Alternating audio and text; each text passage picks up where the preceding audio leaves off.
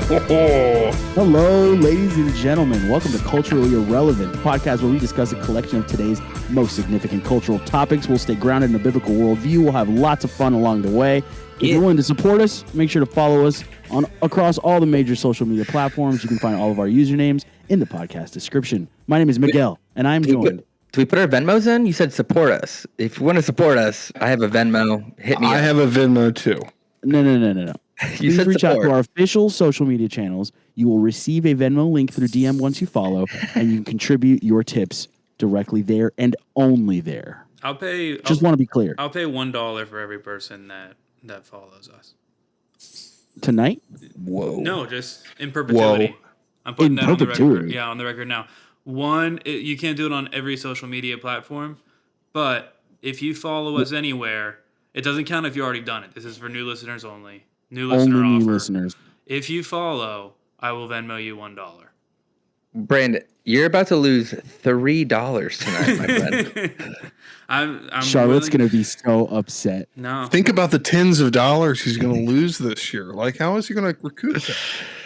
I'm just saying, people call me crazy, but, you got to be crazy. We're doing it tonight. You heard it here first. Brandon West is sending $20 to every new follow tonight. So make sure you hop on those social media channels, find those usernames in the description. It's going to be a great time. My name is Miguel. These are my best friends and soon to be yours, Will Russell, David Wright, and Brandon West. We're excited to be here.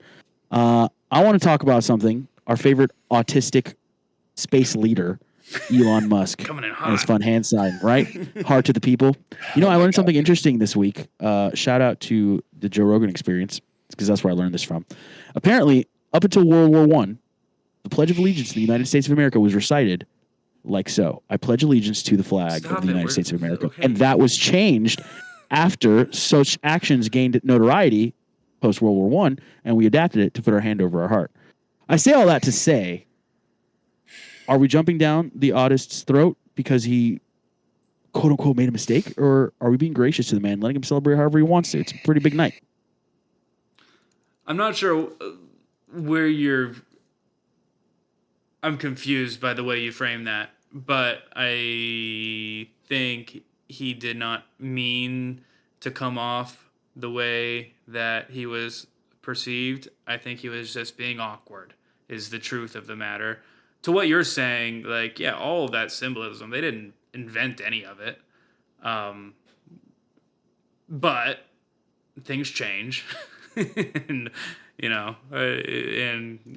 so we can't give our hearts to the people anymore. You've done that 5 times. I would like to stop. Can I just point out? I'm so proud of this show. This is 3 for 3. We've got 3 shows. This is the 3rd show in a row when we have single-handedly in the first 5 minutes managed to piss off a large part of our viewership with some conversation. This so might be a well done. Well done, culturally irrelevant. Yeah. I'm very proud Thank of you guys. I'm trying to run a streak here. Also, let's remember, this is every week we got to be reminded, this is first audio format. So most people won't know what Miguel's doing, but I don't know if I care to describe it. That's true. If you're listening on the podcast, make sure you follow us on YouTube. Go watch the video stream, and you can see what's going on right now. He's doing It's a Fortnite dance. It's a hand gesture circa 1940s Germany. Yeah. No, not circa 1940s Germany. This has been used in all of history. Sometimes you want to give your heart. All right. What's the other fun banter conversation you had queued up for us? Oh boy. Yeah, moving on. That was it. I've been sitting on that for a week. Brandon West, you've broken the fourth wall 57 times since we've done this podcast, and we're on episode 3. It's exciting, isn't it? I just love the fourth wall breaks, which I actually don't mind a fourth wall break, but so is a compliment. David, to our listeners on Twitch and on MySpace and Neopets, what's up? Love you guys. Be sure to like and subscribe. Brandon's going to give you 5 cents for every follow. David, we're happy to have you back. Neopets. Not a lot of demand there. I'll do $100 per Neopet follow. $100. But you guys, gotta. We're upping it tonight. This is an ARG. Do we have any? If you can find, I'm downloading the Neopets app right now. Yeah, it's an ARG where if you can find our Neopets username and follow us, I will Venmo you $100. Bang. David Wright. Do you think we have any Blue Sky followers, by the way? No. Do we have any None. people that use Blue Sky? I felt like that was a candle that burned for 3 days. I don't think that's our audience. Probably not, especially after Miguel's opening monologue. That was not an opening monologue. That was a culturally irrelevant tidbit. You're welcome. Thank you. Okay. Yeah, thank you. David Wright, we're so happy to have you back. Shout out to David Bybee. He helped fill in last week, but we missed you around here. I, for one, want to call out my fellow co-hosts because they were pretty mean to you. They made a lot of mean jokes. I stood by you. I stood up for you, and yet they continued with talking about nice voices and you looking better. At least that's how I remember it. It was pretty This wild. belongs in the correction portion of the show. Let's not gaslight myself. You opened up by saying our regular David is sick. David Bybee, a much more handsome fella, is here. And then from there, it just snowballed, which is a term for when a ball of snow rose down the mountain. You guys were very mean, and I was just there sick and mid-fever, holding back tears, I would say, but happy to be back. And, well, I stopped the show. I hope you remember. There was a point where I stopped the show and said, Miguel, I will not allow this to continue. So, yeah. Guys, this is not how I remember that at all. Wow, gaslighting. Yeah, that's 100%. Messed up. No, happy to be back. It was a good episode. Who? No, it was a good episode. I really enjoyed having David. It was. He's a fount of knowledge. He's great. We love David Bybee here. A fount of knowledge or a font of knowledge? Let's give David Bybee 5 minutes every show just to vamp. I'll just have him pre-record something. We'll put it at the end. Yeah. Closing monologue by David Bybee. It'll just fade out. No, it was good. But yeah, I'm glad David. It'll just fade out. What's up, guys? Let's jump into some hot topics. Ooh, I love Hot Topic. Who wants to slap me with something first? I'll go. Hot Topic was a great store, and I used to shop there a lot, and I would buy cool T-shirts. But it kind of got associated with the occult, and then I kind of stopped. And I was around age 13 that I kind of just cut it out. So, also, is this my bad memory striking again? But like, did people always look as freaky as they look now? Because they still have, like, you see people walking out of Hot Topics now, and it's a little like, it's intense. I don't remember when I was a teenager just looking for Green Day shirts. It feels like it was a store full of pretty normal looking people. Well, no, they joined the occult, so they're not really at Hot Topic anymore. Yeah, no, now they moved on to other things that you can only buy online. To be serious, I think, Miguel, I would like to talk about what Trump did with Colombia, which is a country.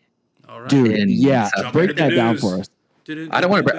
I'd rather have Will break it down because I think Will, as a former Trump staffer, kind of knows more about his mindset and doing that on the golf course. No. Senior advisor Will. I leave it to you guys to set the stage, and I'll tell you. I'll intervene when it's necessary. Kind of like what he did yesterday on the golf course. But continue, David Wright, David W. DW from Arthur. So it seems like, what a great show. Was it one or two planes? I heard it was two planes were trying to land it was two planes trying to land in Colombia, and they were Colombian citizens, and they were refused to land, and it was a big deal. And all the liberals love to see people stand up to Trump, like the president of Mexico or Justin Trudeau. Like, look at them. They're standing up to Trump. How great. And so Trump, as this happened, was on the golf course, and he just tweeted on True Social. I think it was True Social. All the sanctions you can imagine, all the economic things that would destroy Colombia. You can't come to America if you work for the government. Your passports are revoked, blah, blah, blah, blah, blah. Your families, everybody. It was brutal, but I think that's what we want in a president. Someone who he's doing this for the greater good. He said this is for national security, and look, we're the number one superpower in the world, so we should flex every now and again. Yeah, and also they're your people. Take them back, and if you don't, here's what's going to happen. Well, yeah. Speaking of David Bybee and the Bybee Minute, let me just read. He actually texted a great quick rundown on what happened with Colombia. Says, so Colombia refused to take their illegals, so Trump said they'd get hit with 25% tariffs, which would increase to 50% in a week, revoking every visa for all Colombia government officials and their relatives, etc. Their president, within an hour, is now offering to send his own plane to help deport people. It was kind of a wild turnaround. So let's take a step back and look at this thing holistically. Look at this issue holistically. So we've spent the past 4 years running around the world apologizing for what America is, what it stands for, where it came from, what it is now. And I think that this is kind of, at least, this is capstones of first week of the Trump presidency. This is kind of the epitome of everything that the Biden administration refused to do for 4 years, which was step into the fray like this and say, you know what? We're not going to get bullied around by a country that literally depends on every penny that we give them on an annual basis, and without the United States would cease to exist. And that's kind of the first. Colombia was the first country to step up and say, you know what, shaking their tiny little fists and shrill voices at us, and we were like, you know what, it means absolutely nothing to us. There goes like, the Colombians. Right. Wow. We're so upset that we won't have your coffee. We'll find it from like one of the 20 other countries down there that make coffee. Like, I for one think it's a great mile marker for him. Like putting a stake in the ground and saying, this is how this is going to be for the next 4 years. Please, like, for your sake and for my sake both. Like this, for everyone involved, please do not sit here and try to challenge us. This is what's going to happen. This is the way it's going to go. It's classic Donald Trump, and I absolutely ate it up. Well, and moreover, let's talk about the fact that where he did it, right? It shows you the frame of mind that he's in literally all the time. That he can, like, say something like, we're going to impose 50% tariffs on a Central American country next week. Watch me hit this drive. Like, very much. I absolutely. From one thought to the next.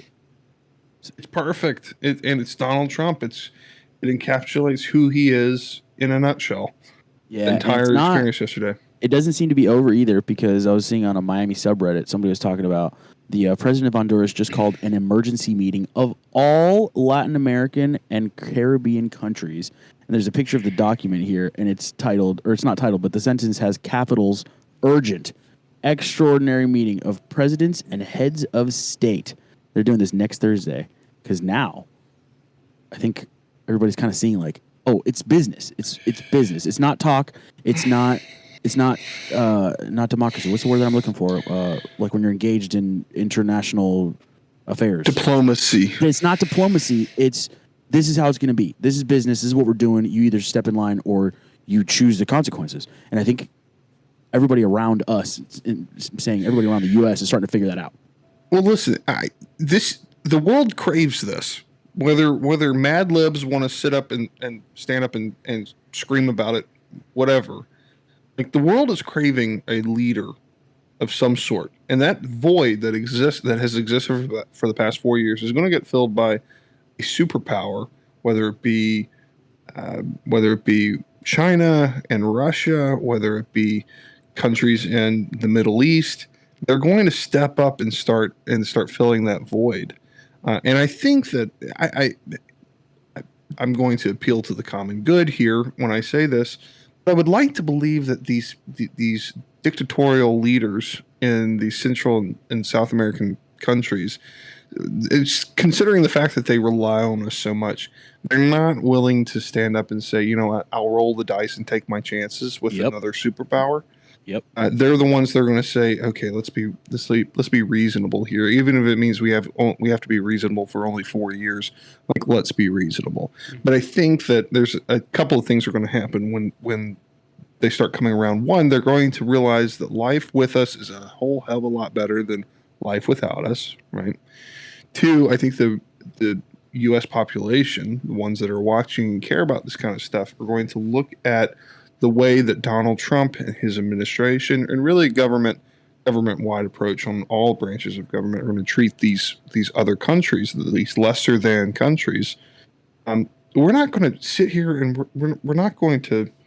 I don't know what they think we're going to do, but it's not going to be an extreme. It's just like this is going to be a reciprocal relationship, just like any other relationship. And we're not going to ask you to do too much here, but we are going to ask you to participate. And I think for the voting populace that's out there that pays attention to this, they're going to be looking at this and think, sorry, David. I'm boring David Wright. Just for those of you at home who are sorry, you asked the question. I was listening. I was listening energetically. The only thing I would edit on what you said is the world isn't looking for a leader. I think the world at large, and I don't mean to be super cocky about this, but I think the world at large is looking for a strong American leader specifically. No. I think that's just who we are in our country and what we represent worldwide.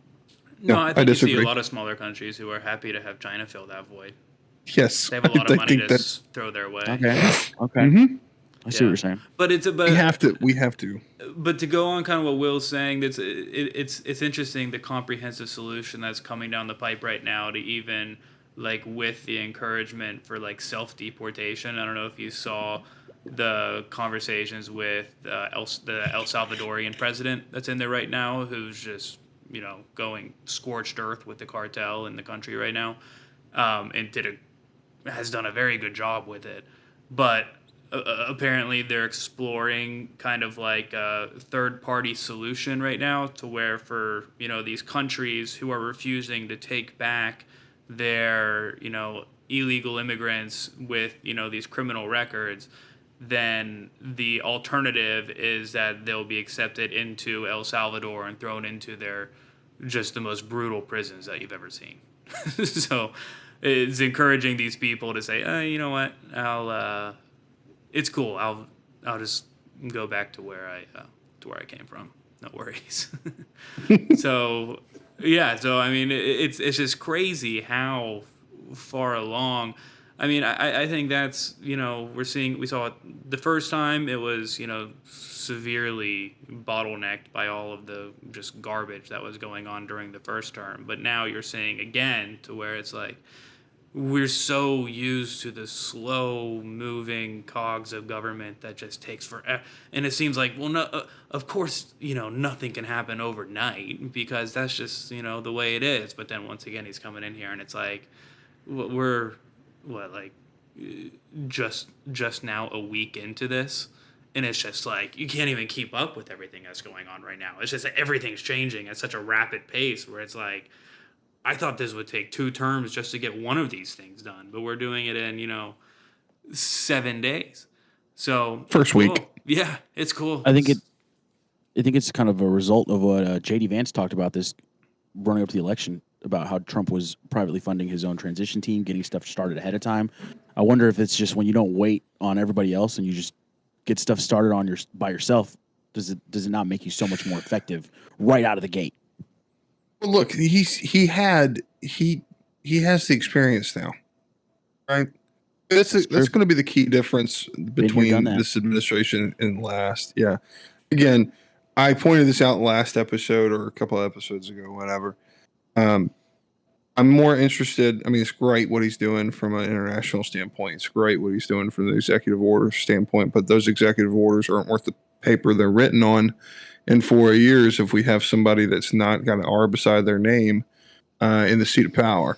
So legislatively, like, pressure's on with those guys. What are you going to pass? Yeah, tighten this stuff up. The Lake and Riley Act is really great. I'm glad that we did that, but we got a whole heck of a lot more that we got to get accomplished. Like, one, primarily getting our fiscal house in order. Like, are we going to pass 12 appropriations bills? We're going to establish regular order again. That's something that we've talked about, but it's kind of eluded us as Republicans for a very, very long time. Like, is Donald Trump going to push for that? Or are we just going to continue to pass omnibus after omnibus and say this is the new normal in Washington, D.C., even though it's unconstitutional? What I want to elaborate? Are we going to pass a 3-term bill? Uh-oh. Lord, I hope not. That's a dumb thing. No, we shouldn't be talking about 3 terms for a president. We should be talking about smaller terms for members of Congress. Term limits. I called it smaller terms. It's term limits. We should be talking about term limits. We should be talking about stopping insider trading in Congress. We should make the term public servant actually be a public servant. It shouldn't be a glamorous, fun thing where you come and you leave way better off. You should be serving. You should represent the people. That is the way we have it now. Do we all remember what it was? I mean, none of us remember because we weren't alive. But do we all recall what our founders went through to serve their country? Like it was. I recall tough. they were young kids that were in their 20s, some of them, that were building their own life while also trying to build a country together, and it was work. It was not put on a fancy suit and make a bunch of money and go have a cush job. Yeah, they didn't make much money off of this. These are people who, a lot of them were people of the field. Like they're working on farms. They're working in their respective fields. They have to be at work. They cannot be like missing for exactly what a congressperson does, which is go to Washington for the vast majority of 2 years or their term, however long it's going to be, and just field phone calls and fly back to the district whenever they need to. Like, these guys sacrifice a lot. Like, it is not a sacrifice to go serve in Congress nowadays. It's just not. I mean, it may be for like a couple of rich Congress people and senators who have their own personal planes to fly around because they're independently wealthy from a previous life or through family. But for the vast majority of Congress people, like, they come up and they get wealthy while they're here. Like, that's not a sacrifice. And I'm not advocating that we don't pay them anything, and I'm not advocating that we make this a long-term fix. But what they do now is just that further just allows and encourages the problem that exists in Washington, D.C. Like, we got guys who make hundreds of millions of dollars off of fundraising for these candidates, and in lieu of fundraising for candidates and elected officials, they get a voice, a seat at the table when big decisions are coming up. So they put their thumb on the schedule. It's called a lobbyist. Now, everybody's got a lobbyist, right? Everybody's got a lobbyist. It doesn't matter who you, right? It doesn't matter who you are, what field you're in. There's an association that's representing you in Washington, D.C. But I think it's a little unfair sometimes when you get these power brokers in Washington, D.C., who, if you retain the right person, you're going to get your way. Because that power broker, that lobbyist, that firm has raised a lot of money for a congressman or senator or whatever. I recognize that I'm advocating against myself right now, because I do some of that. But I feel like that validates your opinion quite a lot. I see it. I see it right now in front of me, and it sucks. Like, the nice thing about working for yourself is you get to pick the right people to go work for, right? But there are some guys who have zero moral compass, and they will pick up anybody and everybody, and they will go and advocate just because you're paying them. And it could be for the best of the best. It could be for the worst of the worst. They don't care. Powerful. Yeah, it's crazy how far we've fallen from the example our Savior set by coming and accomplishing the greatest work ever accomplished and doing it through sacrifice and through service. Everybody's looking to Jesus to be a warrior and a king and a big figure, and he's like, "No, I'm just here to serve. I'm just here to serve." How radical would that be if we had people in our government that are waking up in the morning feeling the burden of, I got to get up and serve instead of anything else? What a wonderful transition. Yeah, great point, dude. Jeez. Wow. I feel guilty sometimes because we say we're grounded in a biblical worldview, and just trying to make an effort to make those connections wherever we can. Because at the end of the day, that's how we're going to be relevant in our culture is by being radical. Podcast. That's actually our podcast name. Well, I see what he did there. Yeah, exactly. That's going to be the series finale. Is we're finally relevant. As soon as we have relevance, we're like, all right, back it up. We become famous and just complete jerks to everyone. Do you know what being having a firm and being a consultant, what all that begets? Overemployment, which is something I absolutely love. I think we need more of it here in the United States. Let's dabble into a little overemployment. For those that are maybe just hearing this term, it's a popular movement today where you find yourself able to use your own personal resources, that is you as a product. You find yourself able to use that in multiple fronts, and so you leverage those multiple fronts to become multiple income streams. And people do it faithfully, Some people criticize it. Some people like it. Where do you guys land? I do it. I currently do it. Ah, interesting. And I love it. He's active. Well, I'm very active. I think there needs to be some. I think there is a difference. I gave some broad strokes. You can sharpen that a little bit. I think I think specifically what overemployment refers to is claiming multiple full-time sources of income. Like, I don't think the traditional definition of overemployment would be, I have a full-time job and then, like, during my free time I do a little bit of stuff on the side. There's stuff, and I mean the big, and I know, Miguel, this is what you're referring to, is like there's a big, subreddit on the internet, that people talk about overemployment, where people will have literally, 4, if not more, full-time, W-2 jobs. And, people will post pictures of their setups to where they just have, like, their entire wall is just set up with, like, 4, 5, 6 computers from their company. And, this was more feasible whenever remote work was, exploding True. earlier on. But, but people will be talking about how they're, bringing in, $800,000 a year because they're able to get, 120 to 150 from, all these different jobs combined. So in that sense of overemployment, I don't think it's right. I think it's dishonest. Who are these people? I want to meet these people. Go on the overemployment subreddit. You'll find it. Will my username is. Do you want to know my Reddit name? I'm on there. Yes. No. Yeah, I kind of agree, but to an extent, right? Like, don't abuse the system. If you can do 2 full-time jobs remote, do 2 full-time jobs remote and do them well. I think the hustle mentality and the grind set, like, rise and grind. Do you guys want to know my morning routine? Yeah, it's pretty great. I wake up. Oh yes. I wake up. Now 3 episodes. We're finally getting to it. I wake up at 2 a.m. and I do 500 burpee curls. Look it up. Is this cool?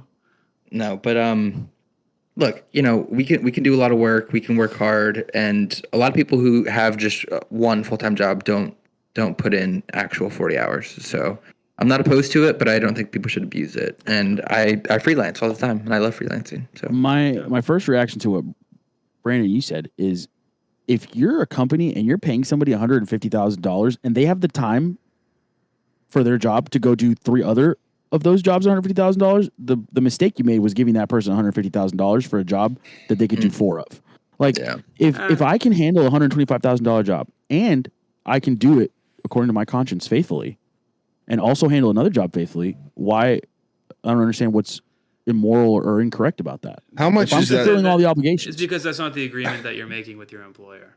How much is that your fault versus the employer's mismanagement of personnel? Well, I think if you are an employer and you have an employee who you are saying, hey, I'm going to give you a salary so that 40 hours a week you are working for my benefit, and I'm going to make this agreement with you, then I think as an employer, you would hope that this employee would, if they get their stuff done, they would be motivated enough to say, like, okay, what more can I do to make good, to work to the best of my potential for your sake, because you have given me this role. And then I think there is also a scriptural element to it, to where no, but isn't that a fantasy land, thinking that your employees that you hire are gonna only want to benefit the company and benefit your wallet rather than look out for themselves and their families?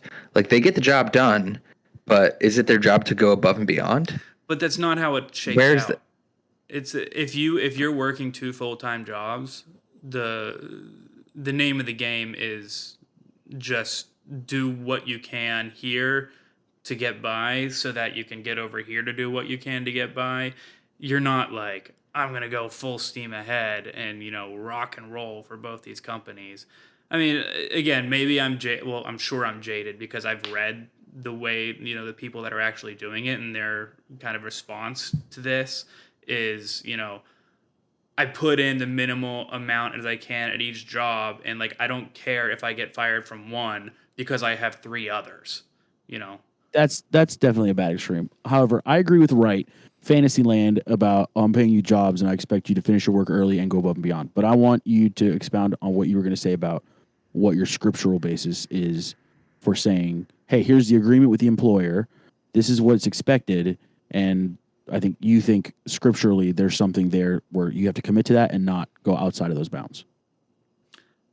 Yeah, I think if, you've been placed by, the will of God for your life to be put in this position, and like whenever we do our work, it's, again, all these things sound like cliches whenever we talk about it, but it's the truth. No, to where they're not cliches. They're the word of God. You do your work unto Him and His glory. Yes, right. You're working unto God and what He expects. It's doing everything you can to not serve the man that has been placed in authority over you, but ultimately serving God. So I think with the expectation is, and we all struggle with it. I struggle with it, to where I am getting paid a salary to work 40 hours a week. Am I working 40 hours a week? Not even close. And that's not because not even close. Well, it is not. Well, actually, there was a study that was done a few years ago where they said, by who? Vox? No, I would need to find it. I'll put it in the show notes. But they found that on average, people who have 40-hour-a-week full-time jobs work. I think the statistic was like 48 minutes a day of straight continuous work, and then everything else in between is just random nonsense. So people don't work hard. And that's why the people who are successful are the ones that put in 2 hours of work. Or, I'm sorry, that 48 minutes was in an 8-hour day, not a 40-hour week. But that's where, the cream rises to the top. But the thing is like, to be the cream that rises to the top, it doesn't require that much.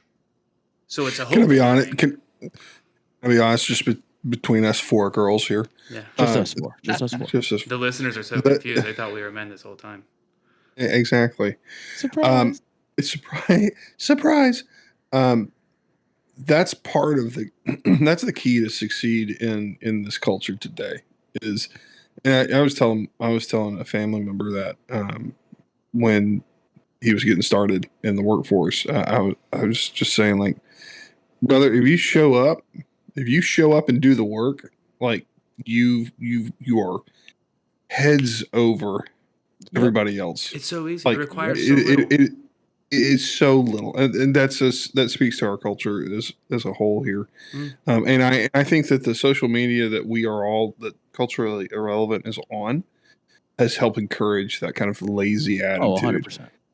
And it's especially when it becomes an addiction that can fill in your downtimes. Like, that's created a big ethic of do the minimum so I can get back to this. Well, yeah. Well, it goes even beyond that. The spirit of it is people are given 6-figure jobs and they do it every day and say, like, well, it's my right to be paid this money. It's my right to work here. And this is where, it's totally, so screwed up and backwards the way that so many people are looking at the situation to be. It's like, it's not a privilege to say, hey, look, I got this, great job, great salary. I love my benefits and everything else. It's like, no, you, whoever you are, you owe this to me, because I should have it for, reasons I couldn't quite put into words.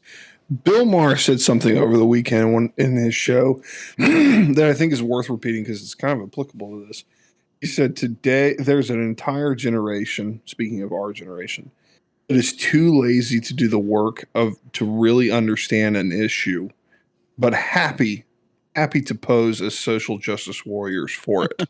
That's very true. I think that that's applicable to the conversation we're having right now. Like, people are more than happy they're too lazy to do the work, but they're more than happy to talk about how awful their employers are, and they're happy to talk about how hard their work week is and how everything just drones on, and they talk about the unhappiness, but you're too lazy to, like, one, actually do the work to figure out if you like the work. Two, you're too lazy to go find another job and find where you want to be in life. If you find out that this job just isn't for you, it's just a lazy culture. I love Bill Maher. I disagree with him on 85% of things, but I love watching Bill Maher. He's the man. Secretly, yes, I do too. His podcast, Club Random, is the worst podcast on planet Earth. It's just him in the dark room, smoking illegal drugs, clinking glasses together, and being smug. If you haven't watched Club Random with Bill Maher, please go watch it. It's so good. It's so good. I'm here to say that the best podcast on earth is this one right here. Because where else would you find a podcast that quotes Joe Rogan and Bill Maher in the same episode? I'm just saying we have some range here, gentlemen. And the Bible. And the Bible. I think Travis Kelce's brother's wife's podcast is actually my favorite. I just love being a woman and living in the 21st century. Amen. Do you know? Kelsey? What's her name? It's a terrible podcast. Talking about Taylor Swift? No, Taylor Swift's husband's brother's wife has a podcast. Taylor Swift's married? Speaking of Taylor Swift, let's do a little Super Bowl preview. I'm going to go. It's the worst Chiefs Super Bowl. and Eagles. Why? Why would you say that? Are you just mad that the Chiefs are there again? No, it's unwatchable. It's almost as bad as the national championship game with Ohio State and Notre Dame. It's so predictable. It makes me angry as someone who has dabbled in sports betting not to just have placed that bet at the beginning of the season. Of course it's going to be the Chiefs and the Eagles. It's the most predictable thing that could ever happen. There's zero parity, and the NFL is not going to allow Patrick Mahomes to do anything other than win. David, I thought away. He's so offended by this thing. David is very upset about this. I thought that once Donald Trump became president, that this Taylor Swift, Travis Kelce, Kansas City Chiefs psyop was supposed to end. Never ended. Interesting, and it did not end. They're committed to that going. operation. Yes. Maybe you know what? Maybe they really love each other. I don't think so. It was funny though. I don't think so either. I was watching another podcast, and they were talking about how it's like all of the Swifties that started watching football, and became Chiefs fans because of Travis Kelce and her relationship. They've now gotten to see their team go to 2 Super Bowls in a row in their first 2 years ever caring about football, and they probably look at it like this is awesome. This is so easy. It's like those jerks. So back to Will's original point, the PSYOP is still in play and still accomplishing results. Yeah. Well, it depends on who's running the PSYOP, right? I personally think that it was a government PSYOP to get you to go take your vaccine. Yeah, so the way the that's cars just me. take the corner though, it's so fast, but I think it's fake. Yeah, the more F1 I watch, honestly, the more I think there's no truth to F1. It's worse than WWE. Well, let's move. Have you ever seen an F1 driver? Have you ever seen an F1 driver? They're tiny little people too. Yeah, that's enough F1 talk. How could you ever look up to a tiny little guy like that? Our F1 minute's over. But anyway. Sorry you missed it, Dave. Oh shoot, David just came back. Oh, we should have waited for you for the F1 minute. Look at him poker facing. I don't know. You can crack. I don't know how we missed that. That was a no-brainer. Of course, David needs to be in on the F1 minute. Dang it.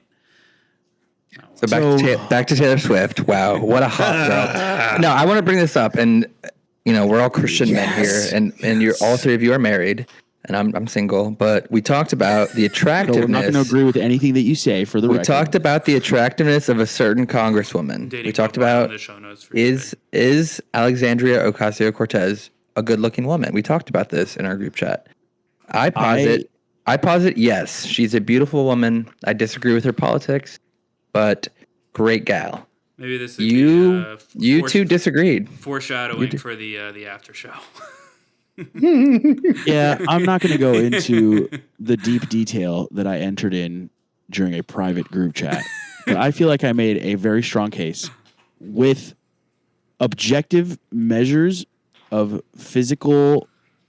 Yeah. No, Miguel, you said, I don't think she pretty. That's what you said. Miguel and I put together a PowerPoint that we're going to do in the after show only for our Patreon subscribers. They'll see it, and we'll settle it. It's...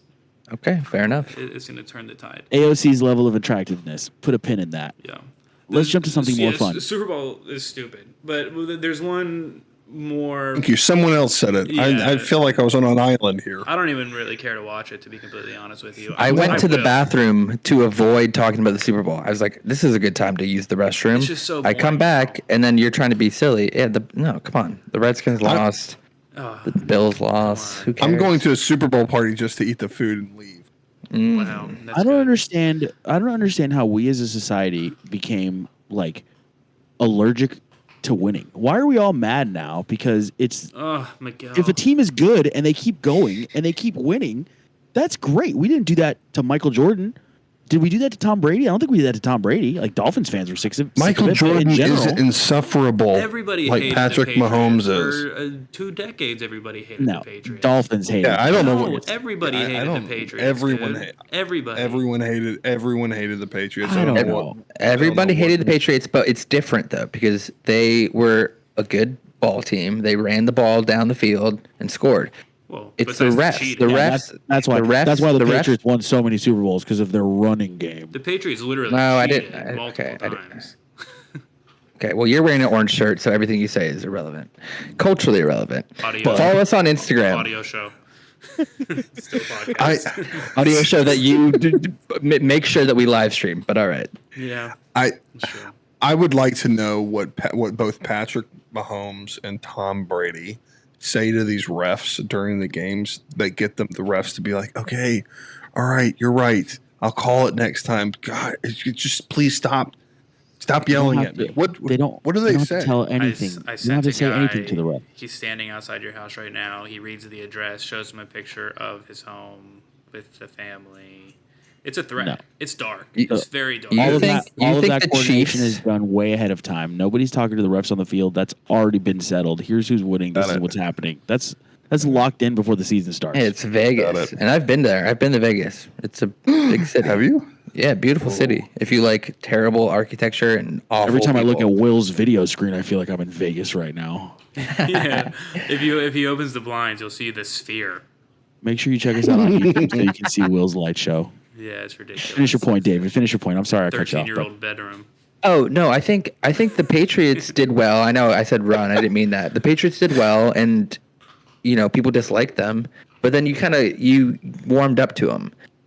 The Bills, you can't warm up to them. I mean, look at Patrick Mahomes. Look at his dumb brother who posts terrible TikToks and is a moron. And look at his. And then there's a guy on the team who's dating some skinny white girl, and it's too much. When people are shoving down a team down your throat to like them, it's not likable. It seems inauthentic, and that's why I don't like the Chiefs. And I'm sure Patrick is a great guy, but. And then we see him on commercials smiling as they put their Band-Aid on after getting a COVID shot. I'm like, this is an op. Please. There you go. There you go. That's evidence. All right. Seems oppy. I want to stop talking about the Super Bowl because something happened today, which is basically the use your words. One of the crazy. I'm trying to see how grand I can make this statement, but I'm just gonna say, the stock market had a bad day, and it's because of China. And it's because of DeepSeek basically turned all of AI on its head. And things aren't looking good for the United States and artificial intelligence at the moment. Thank goodness for President Trump and his willingness and understanding the need to invest very quickly into AI and AI infrastructure, because this is as impending a threat as one can have in the world today. And whenever we see China, who, they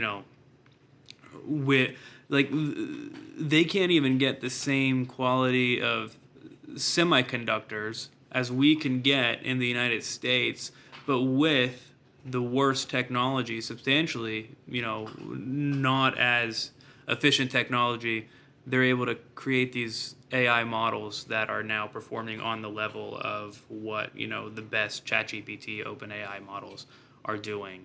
And it's just blown the gates all the way open. And the statistics that we're seeing out of the stock market. So there was the stock market declined from all of these different stocks that are AI focused or adjacent.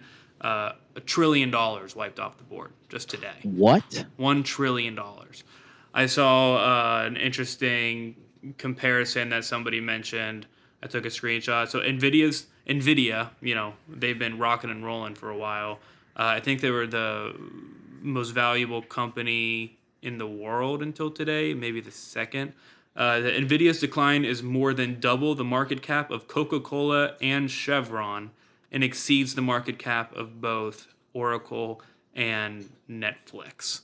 That's how much money came off their books. I think it was close to, Nvidia just today lost almost $600 billion in market cap.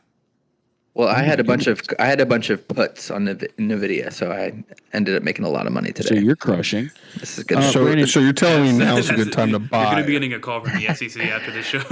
Yeah, you buy the dip. Brandon, you're a software engineer, so can you take it past the hyperbole of it turned the ChatGPT on its head? Can you talk about like what?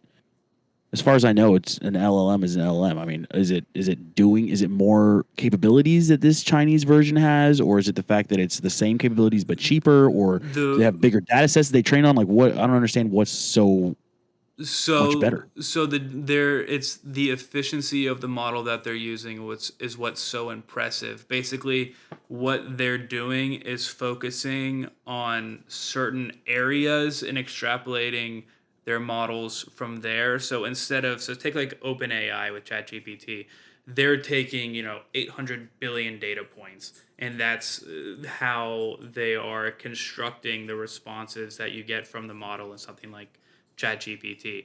So I'm guessing that takes a lot of work to assimilate all that. It takes a ton of work, and that's why something like NVIDIA, that's why they're going like this with this AI boom, is because speculators are looking at the AI market and saying, well, we're going to need these, highly superpowered, supercomputers to be able to handle where we're going with AI right now and where we need to, eventually be. And we're going to need somebody like NVIDIA to come in and accomplish that. Meanwhile, you have, what China's doing with DeepSeek, to where they're able, I think it's something like, they're using like 70 to 80 billion data points. So it's like a tenth of what you're saying with ChatGPT. And what they're doing is I'm not an expert on this by any means, and I need to read more about it. But basically what they're doing, instead of focusing on breadth, they've figured out a way to just focus on scope. So they're able to look specifically at things like, mathematics and programming and science. And they're able to, So maybe finding a way to like silo things so that if I ask a question, it doesn't have to start from the biggest to bring it down to the smallest. Like you're saying that they figured out a way to make it so that your prompts or your questions are getting channeled faster, using less electricity or whatever processing power, and just making it more efficient. I think that's a pretty good way to put it. I think to sum it all up, what we found out today with their model is it doesn't require supercomputers to run very advanced AI, and people are freaking out about that. And it has a lot of negative repercussions for not all companies, but a lot of companies and the trajectory in which they were headed. We don't have to get into the whole AI impending doom this episode. We should at some point because it's interesting, and it is something that's probably going to be the end of the world. But that, will be a teaser for next episode. Episode for sure. We'll leave it there. For our listeners who are still awake, we apologize for that was so much more interesting so than quickly. Will's monologue. It was not. Next topic, science. What are we doing here? Culturally irrelevant. We could talk about the stock market and AI, but I mean, come on, dude. I just literally fell asleep. My heart monitor was like, your heart rate is at 40 beats per minute. I'm dying over here. Okay, well, first of all, First of all, that was overly aggressive. Second of all, for the person that told us to not reference the live audience, you've done that 3 times this episode. We are live on Twitch and we are live on Facebook Marketplace, baby. Facebook Marketplace. Hey, I like that. That was a hot topic hit. Somebody hit me with something else. I just want to say one thing on the AI portion of this. Like, this is good because David Wright hasn't gotten enough. I know. This blends. Super Bowl this to blends AI. the market. Super Bowl to science. David hates science. Part of I think the stock market falling today is because they're advertising that they can do all of the things that Brandon West, the aforementioned things, but they can do it cheaper, right? I think that I saw a figure today that was like 500 million versus 5.6 million. And I, for one, do not believe that, especially given the fact that this is China and they're all about some price manipulation, currency manipulation. I don't believe that for a second. So I don't think that this is a flash in the pan. I think that they do probably have something going on over there, but I don't think it's as rose-colored glasses viewed as rose-colored glasses as they'd like to project. Well, I would say that's solid. I think the kind of the thing to think about though is they literally don't have access to the same technology with which we're operating. So there has to be a lot of truth there. Like they don't have what do you mean by how can you say that? There's bans on import of a lot of the technologies that we're using that are specialized for this kind of thing. They've been stealing a lot of things for a long time. That was Taiwan, the first thing I thought of too. Isn't Taiwan? Taiwan's not trading with China. Yeah, it's owned by China. They're not trading their chip, their high level products. They're not sending that to China. Not through green channels, anyways. I mean, I don't know what's going on behind closed doors. Yeah.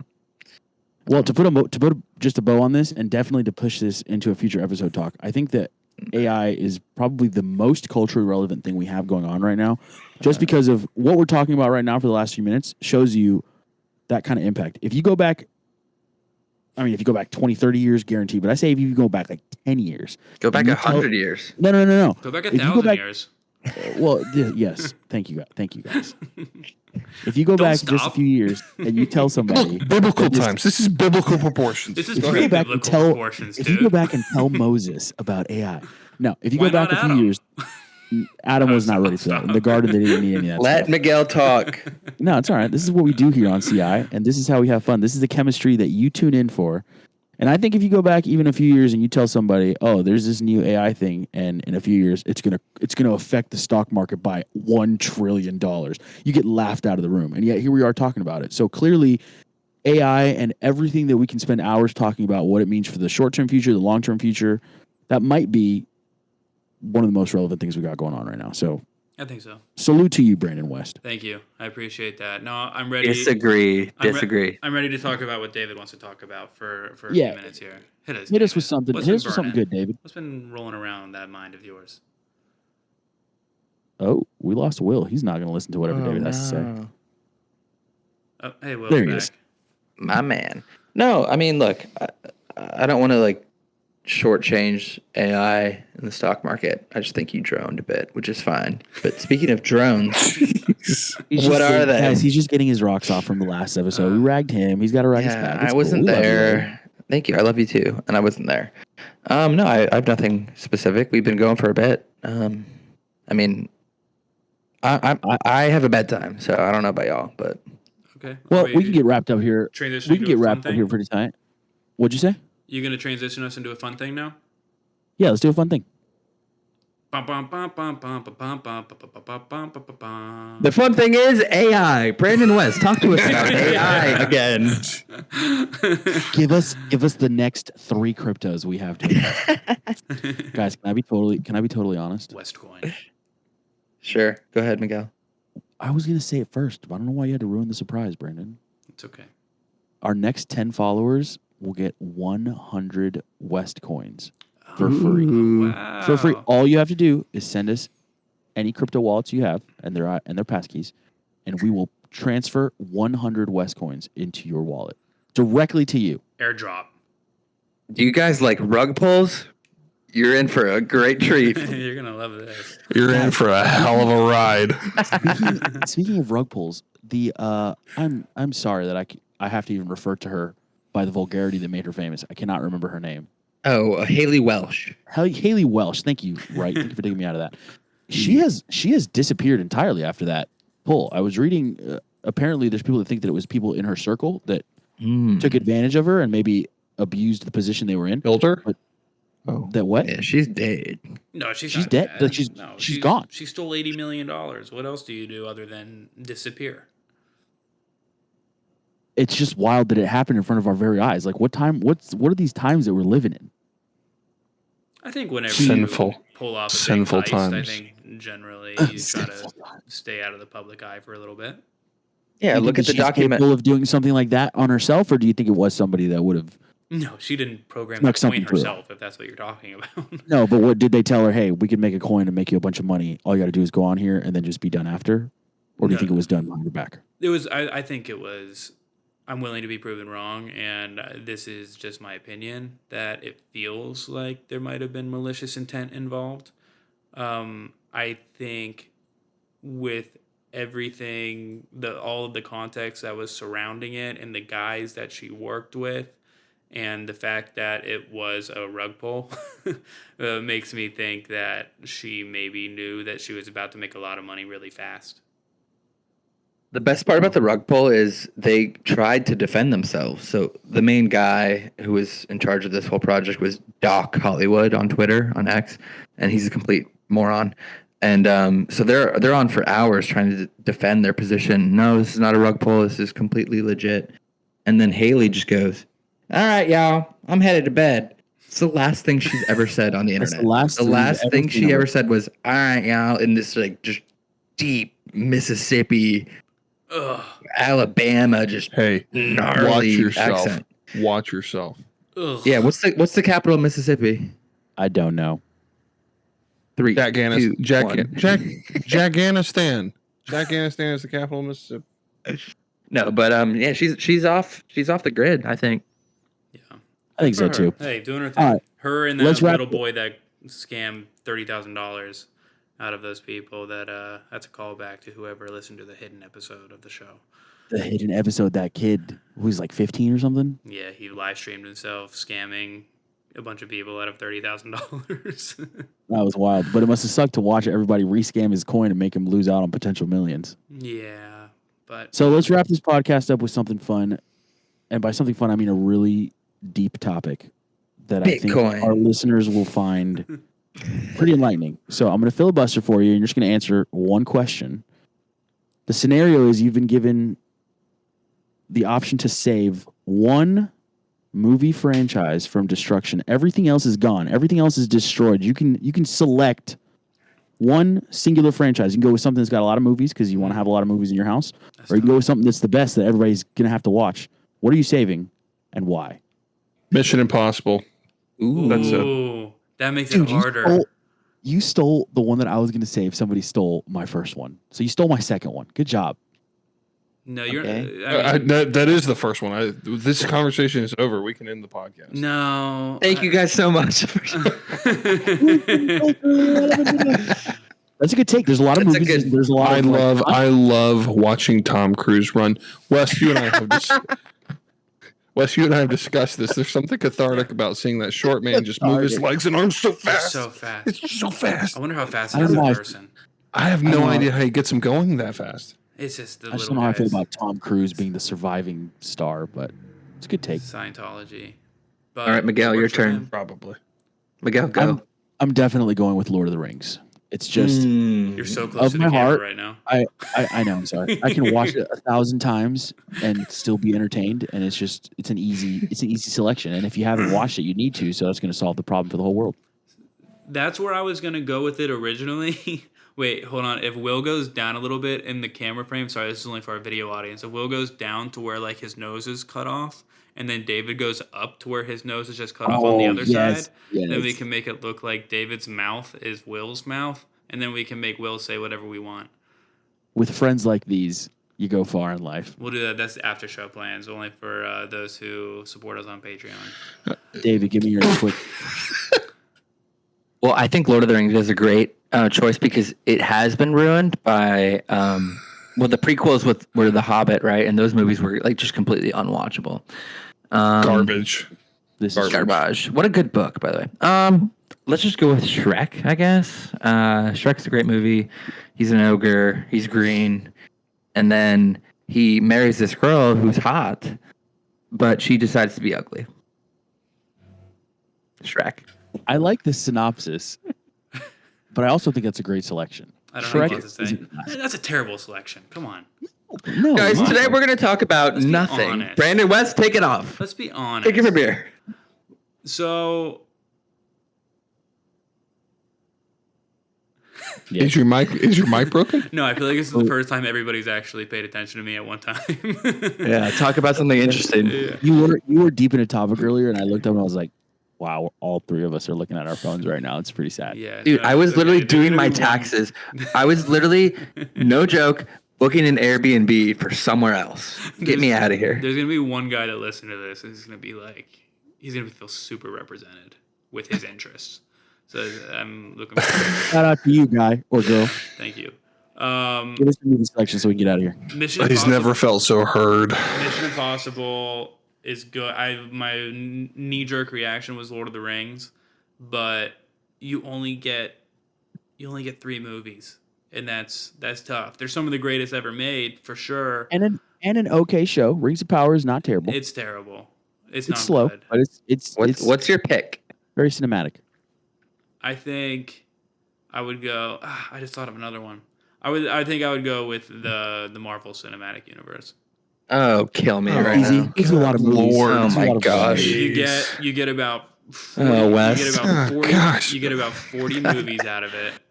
A lot of which are excellent works of cinema. It's exciting. They all build to a climax together.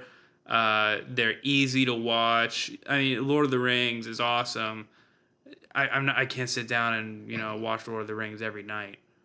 I could probably watch just Marvel movies for a little while and be okay. And it's fun. It's easy. It's light. You can show it to people. Watch with it. Have we settled on a title of this episode? Like, what do we want to title this? Like, gosh, don't listen to this episode. Bore yourself to tears. I don't understand. Why we have so much negativity on the show. We're here to bring life to people, to bring positivity. Good grief! Like he just labeled an entire those are 150 movies of all of the different. Pick a series, bro. He didn't pick a real series. That's a great in his actual series. In his post-apocalyptic universe, you will have a lot of choices of movies. In mine, you're going to have 3 and a debatable series. In his, you're going to have 150 movies to watch. So there's validity in that. Yeah, and then at what point do you shoot yourself in the head because you realize these movies are awful and I'm only on Iron Man 2? Yeah, while you're watching Shrek the Third. You don't even get Puss in Boots. Because the Homecoming. Isn't it the same universe? That counts. Does it? I would say so. All right, you can have Puss in Boots. I don't know. Please don't say that movie title again. Just don't say it anymore. I'd be weird about it. Boys, I want the Tom Cruise. I want the Tom Cruise universe. Is my movie selection. Scientology universe is fine. We need to keep interrupting Miguel every time he tries to close the show down. Yeah, just like you did during the intro, jerks. I've been working on that intro all day. That was me. That was my fault. I think that was the best intro we've done thus far. Thank you. I agree. I think it's the best episode we've done so far. I think the best part of the episode. Yeah, go ahead. No, he's trying to stop you, David. Don't let him. Go. Boys, we've been culture over long enough. Let's get out of here. I'm done. Love you, kids. If you say so. Right. Love you all. But anyways, reveal yourself features alive, like a trace of falling on a centuries old tin top photograph. I found fire on your northern wall, so southbound now in a free. This has been an episode of Culturally Irrelevant, a production by us. Check it out on X, Facebook, TikTok, Instagram, or any other major podcast platform. by searching for the Culturally Irrelevant Podcast. Thanks for listening, and we'll see you back with the boys next week.